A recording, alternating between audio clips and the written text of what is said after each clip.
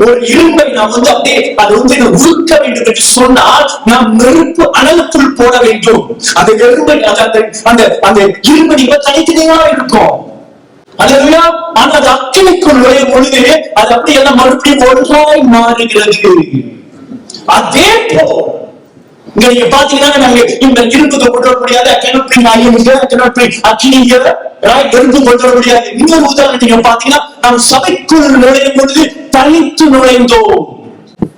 ஒரு ஆவியை நாம் நுழைந்தோம். ஆனா சபைக்குள் வரும்பொழுது கர்த்தருடைய அனல் இங்கு காணப்பட்டது. கர்த்தருடைய சபைக்கு வரும் பொழுது இங்கு இருக்கிற நாம் எல்லாருமே ஒரு மனதுக்குள் இருக்கிறோம், ஒரு ஆவிக்குள் காணப்படுகின்றோம்.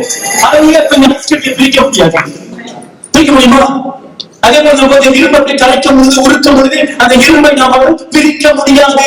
அதே போல் கர்த்தருடைய சமூகத்திலே இங்கு நீ கூடும் பொழுது, கடவுளை துதிக்கும் பொழுது, கடவுளுக்கு ஆராதனை செலுத்தும் பொழுது உங்களை யாராலையும் பிரிக்க முடியாது.